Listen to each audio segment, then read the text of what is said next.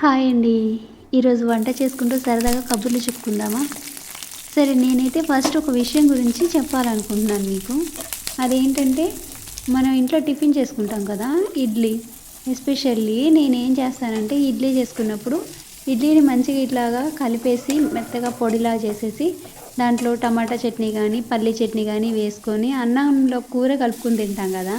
అలా నేను ఇడ్లీలోని ఈ చట్నీలు కలుపుకొని మంచిగా చిన్న చిన్న ఉండల్లా చేసుకొని తింటాననమాట. అయితే నన్ను చూసి చాలామంది "నువ్వేమన్నా చిన్న పిల్ల అనుకుంటున్నావా అలా తింటున్నావు?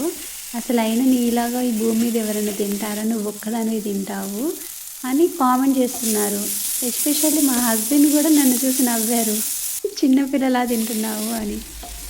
కానీ నేనొక్కదాన్నే ఉండను అనేది నా గట్టి నమ్మకం అనమాట. అయితే మా హస్బెండ్ అలా అన్నారని ఆయనేం చెడ్డ అతను కాదు.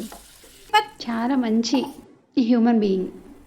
అలాంటి వాళ్ళని నేను ఇంతవరకు అసలు చూడలేదండి. నిజంగా మీరు చెప్తే నమ్మరు గానీ.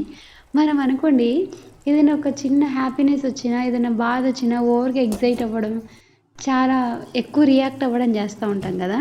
ఆయనైతే అసల సంతోషం వచ్చినా, బాధ వచ్చినా, కష్టం, సుఖం ఎప్పుడైనా కూడా అసలు ఒకటే ఫీలింగ్, ఒకటేలా మెయింటైన్ చేస్తారు.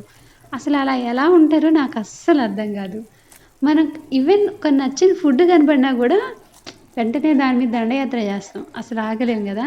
అసలు ప్రతి విషయంలో గూడా అంత అట్లా ఎప్పుడు ఒకేలా ఎలా మెయింటైన్ చేస్తారో నాకు అర్థం కాదు.